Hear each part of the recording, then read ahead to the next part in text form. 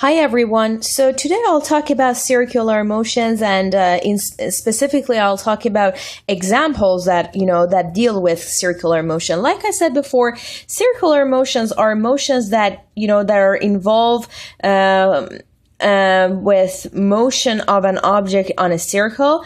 So let's say I'm given an object of mass 0.5 kilograms and this object goes on the circle with radius of, let's say, 2 meters, r of 2 meters. And so how fast it goes, it basically, let's say it goes around the circle, it covers 4 revolutions in 10 seconds. So this is how fast it goes. It covers 4 revolutions in 10 seconds. Then what is centripetal acceleration and what is centripetal force? First comes first. So centripetal acceleration is speed squared over radius. What is the speed? Speed is how fast it goes. How fast? It covers 4 revolutions in 10 seconds.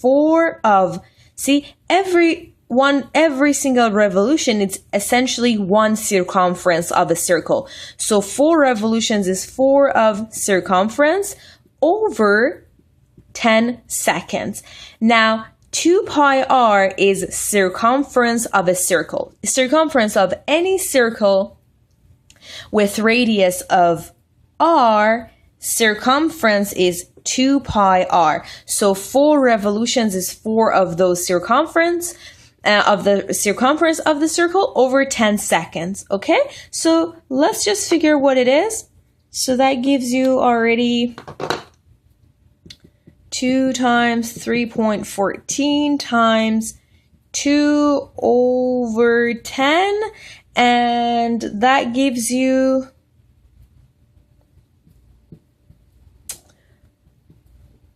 12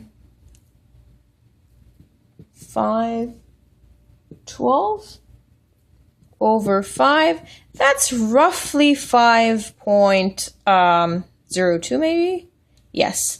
So this many meters per second. So in how many? So this is roughly 5 meters in 1 second. This guy is, this is how fast it goes. The object goes. Now acceleration, centripetal acceleration is v squared over radius. This is our v. Please remember, you need to square this over radius. That's 2 meters. So that should probably give you about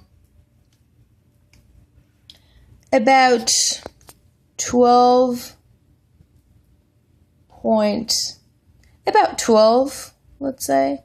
It's about 12 meters per second squared. So this is the acceleration that's essentially centripetal acceleration. So it's inward acceleration. This object is at all times drawn inwards towards the circle. Let's say if this acceleration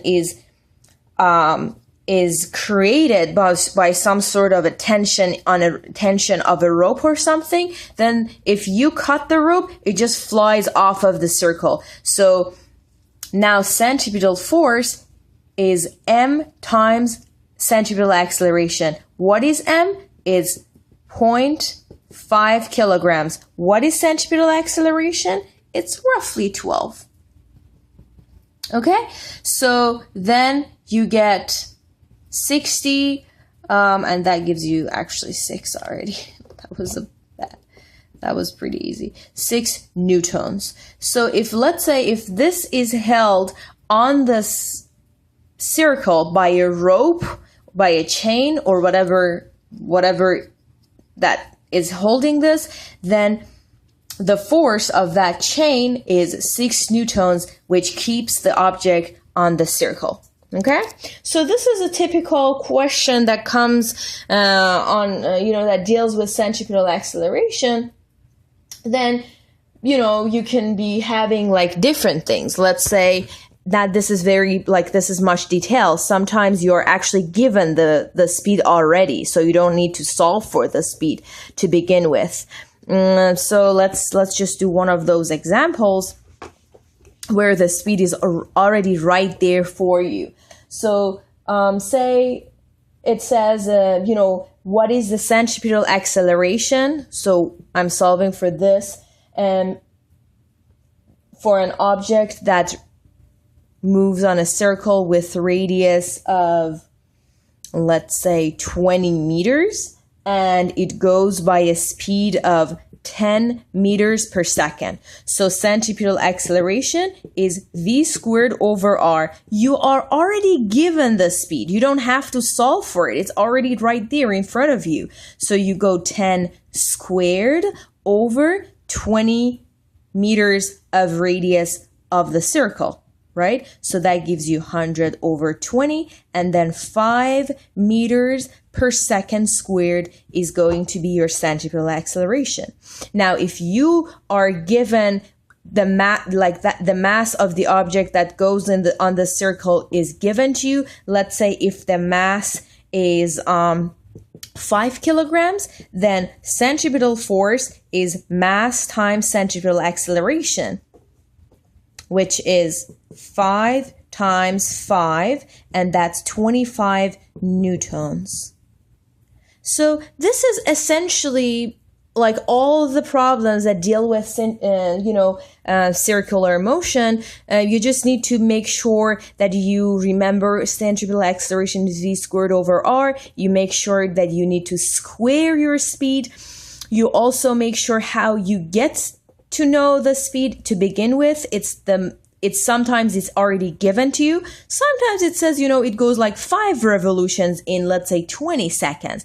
Then you just do 5 revolutions, which every revolution is 1 circumference, over, let's say, 20 seconds. Then that gives you the velocity, the speed. And then, it just depends on the question that you're dealing with. And then you just square the speed over, divide that by the radius, and then you get your centripetal acceleration. You always know any force is mass times acceleration. And then once you get the acceleration, you multiply that by your mass, and then you get your centripetal force. Okay, so you're finished with the circular motion questions and problems. Good luck with your exam. Bye-bye.